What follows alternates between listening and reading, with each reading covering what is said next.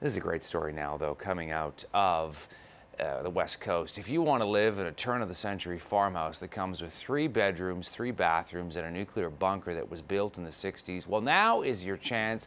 It's a 1.3-acre property now on the market. It's only going to set you back a cool $1.6 million. Tell us a little bit more about this home in Aurora, Ontario, is Werner Brodbeck. Good morning to you, Werner.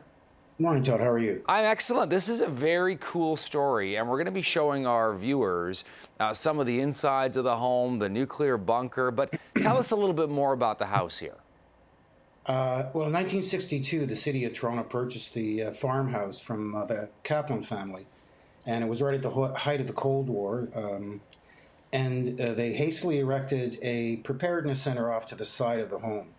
And its function would have been to serve as a dispatch center in case the bomb had been dropped on the city of Toronto.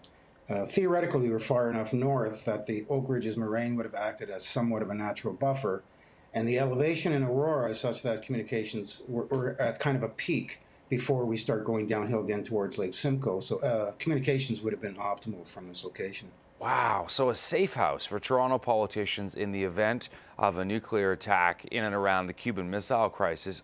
You guys have done upgrades in the past couple of years too. Well, mainly to the house, not so much the preparedness center. The house was vacant for a quarter of a century before we actually purchased it.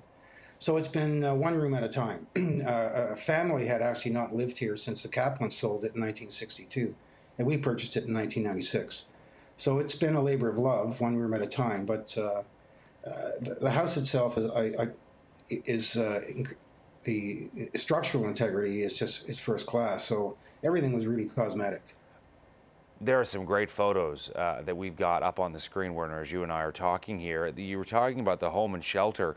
The shelter includes a call center with 100 telephone lines and an escape hatch as well. What kind of state is that part of this property in? Well, the 100 pair of phone lines are they come in at the electrical panel. The call center is actually just a series of desks that were erected, which is still there. Of course, the radios are all gone. There's 2 200-gallon tanks, which would have held emergency water, which are still there.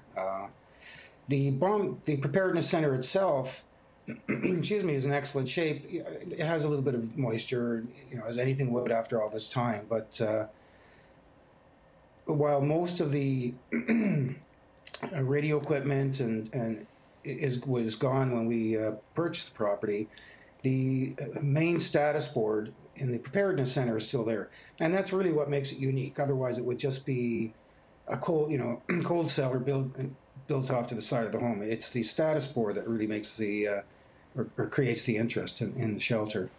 Well, I know you're willing to take offers from the West Coast to the East Coast of this country and around the world. Wish you all the best with that, Werner. And thank you for coming on CTV this morning. Well, thank you very much.